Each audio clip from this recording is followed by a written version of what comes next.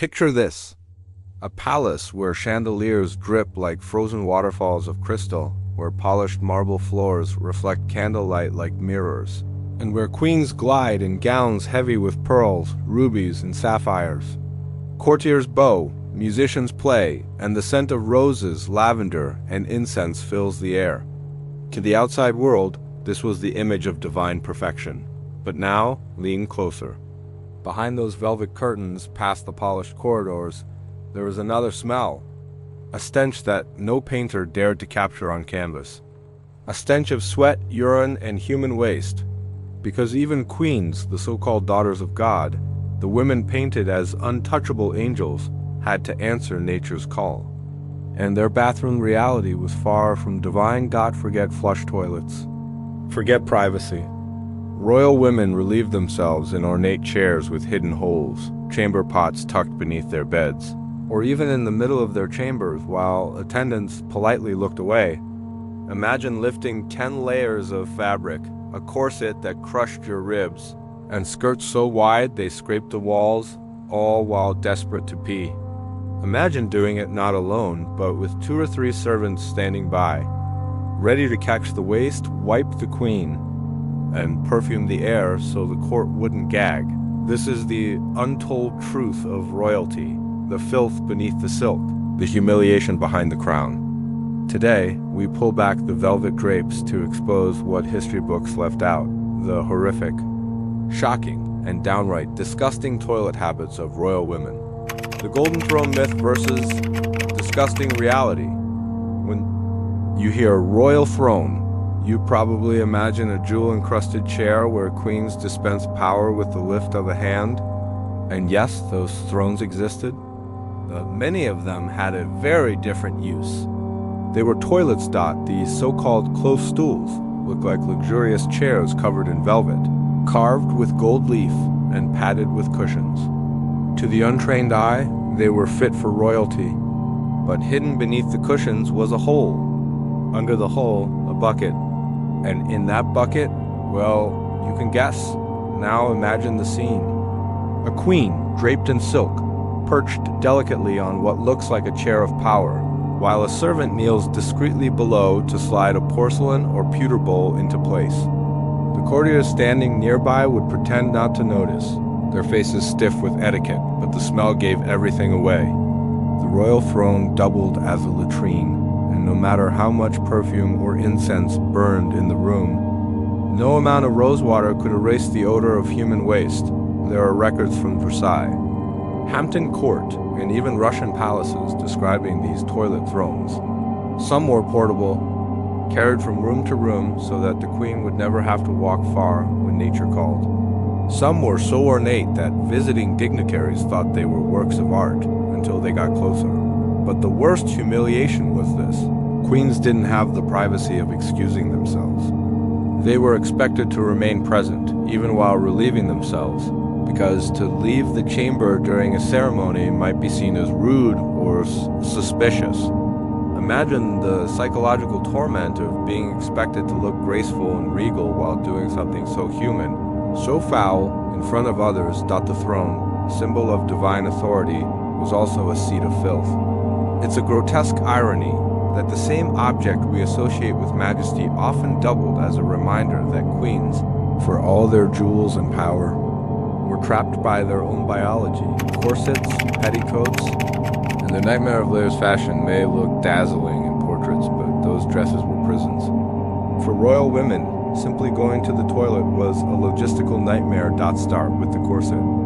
Made of whalebone or steel, laced so tightly that ribs bent inward, it crushed lungs and pressed stomachs. Add to that the farthingales, petticoats, underskirts, overskirts, and hoop frames. Together, these layers could weigh as much as a small child. Some skirts stretched so wide they couldn't fit through doorways. Now imagine trying to squat over a chamber pot and not get up. Queens needed an entire team of attendants to help. Ladies in waiting would untie, lift, and hold the mountain of fabric while the queen squatted awkwardly. Sometimes servants had to kneel, straining their arms, just to prevent the gowns from brushing against the waistpot. If the queen was desperate, there was no time to fully untie everything. Attendants would simply hoist layers up, leaving the queen half bound by her own corset, struggling to relieve herself before the pressure became unbearable. And it wasn't just inconvenient, it was dangerous. Castles were cold, drafty, and unheated in winter. To strip down even partially was a health risk. Many queens held it in rather than endure the ordeal. Over time, this habit led to urinary tract infections, kidney stones, and bladder problems. In diaries and letters, women quietly admitted to constant pain. Their gowns may have shimmered like heaven, but underneath, their bodies suffered dot in paintings. These gowns look ethereal, flowing silks, delicate lace, shimmering jewels. But behind every portrait was a hidden story of discomfort, suffocation, and humiliation. The gown was not just a symbol of status. It was a barrier between a queen and one of the most basic functions of life. Chamber pots in the bedchamber. At night, queens didn't walk to a bathroom. They didn't have bathrooms. They had chamber pots. These pots were sometimes made of gold or silver, painted with flowers or cherubs as though decoration could disguise their purpose. But make no mistake, they were toilets, and they sat right beside royal beds tucked beneath gilded canopies and silk sheets. Imagine a queen lying in bed, surrounded by candlelight and embroidered cushions, and just a few feet away, a porcelain pot filled with urine. Servants emptied them in the mornings, often tossing the contents out of palace windows. In places like Versailles, where thousands of courtiers lived, the stench of waste was overwhelming. Visitors described the courtyards as rivers of filth, with chamber pots emptied onto cobblestones where dogs and rats feasted. For queens, there was no dignity in midnight relief. If she needed to go, she summoned a servant. That servant would fetch the pot, hold up her gown, and then carry the waste away. Imagine the loss of privacy, the constant humiliation of knowing that someone else literally handled your most personal moments. And while the palaces sparkled in daylight, at night the truth surfaced. Behind the gold, the marble, and the chandeliers was the sour smell of human waste. Luxury above, filth below, perfume and flowers to mask the stench. If you think perfume was just about seduction in the royal court, think again. Perfume was survival. Without plumbing, palaces stank. The mixture of chamber pots, unwashed bodies, and rotting food created an air so foul that visitors sometimes gagged. Queens, expected to appear as radiant flowers of purity, fought constantly against the stench. They carried pomanders, small metal balls filled with herbs, spices, and scented oils. They tucked lavender sachets into their skirts. They soaked gloves in orange water. Some even held perfumed handkerchiefs to their noses during ceremonies, pretending to swoon romantically while actually trying not to breathe. Queen Elizabeth I was said to bathe only a few times a year, but she demanded oceans of rosewater and musk to cloak her presence. Marie Antoinette adored orange blossom perfume, but not simply for beauty.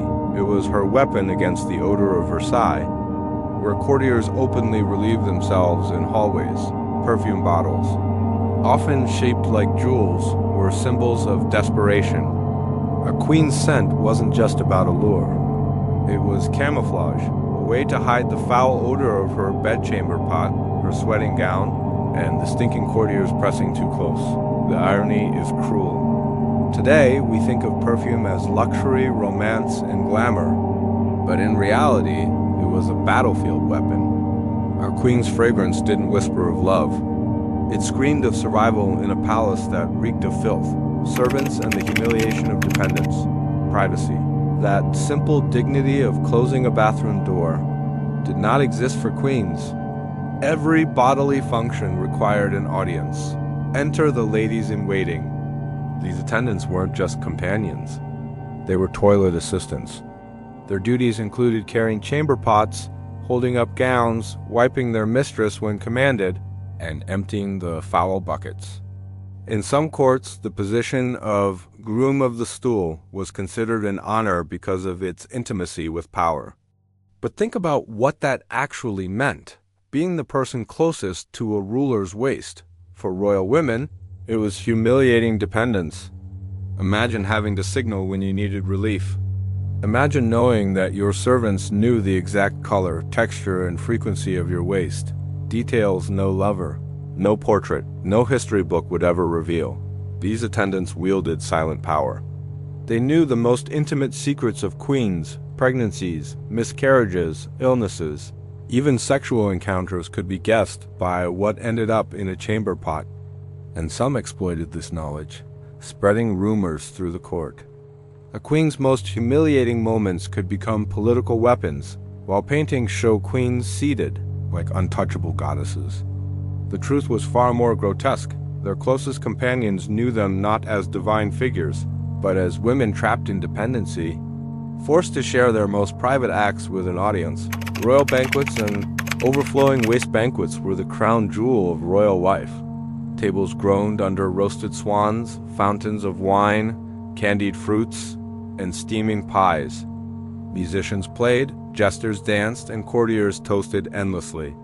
But all that indulgence had one inevitable consequence: waste. After hours of feasting, nobles rushed to chamber pots. Waste pile up faster than servants could carry it away. In Versailles, visitors complained of overflowing corners, hallways that reeked, and courtyards where waste was dumped. Rats multiplied, feeding on scraps and filth. Royal women, bound by etiquette, often endured the agony of holding it in during ceremonies. Imagine sitting at a feast for 6 hours, sipping wine while your bladder screamed. Imagine knowing that leaving the table was forbidden until the king rose. The result? Silent suffering, followed by midnight desperation over a chamber pot. Behind the sparkle of banquets was the sour stench of latrines. Overflowing buckets and the shame of women forced to endure for appearances. The garden parties fertilized with royal waste were not just a metaphor. They were reality. Disease, infections, and the cost of holding it in. The glamour of silk beds and jeweled crowns hid a darker truth. Illness stopped by refusing to use foul-smelling pots. Many queens held it in for hours or even days. The result was chronic urinary tract infections, kidney damage, and stomach problems. Physicians of the time had no understanding of bacteria. Their treatments were brutal: bloodletting, purges, or mercury-based tonics. Imagine suffering with searing bladder pain, only to be told to swallow liquid mercury as a cure. Private letters whisper of this misery. Noble women complained of burning urination, swollen bellies, and constant pain. Some were bedridden, their illnesses hidden from the public eye to maintain the illusion of divine perfection. The irony is striking. Queens who commanded armies and riches were powerless against infections born of their own palace's filth. Paintings show them smiling serenely, holding flowers or prayer books. But beneath those serene gazes, their bodies were riddled with the consequences of bad sanitation. Royal beauty came at the cost of royal suffer. Toilets as weapons of power and shame. Even toilets could be political. A queen's bodily habits could destroy her reputation.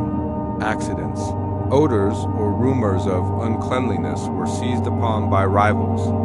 In some cases, gossip about a queen's toilet habits was used to paint her as unfit to rule. Servants who handled chamber pots sometimes betrayed secrets, feeding scandals to enemies. The smallest detail, an odor, an illness. A stain could be twisted into proof of weakness. In other cases, toilet access was controlled as a form of power. Denying a woman privacy was a way to remind her that she was not in control of her own body. Some queens were subjected to humiliating rituals, forced to relieve themselves in semi-public as courtiers stood nearby.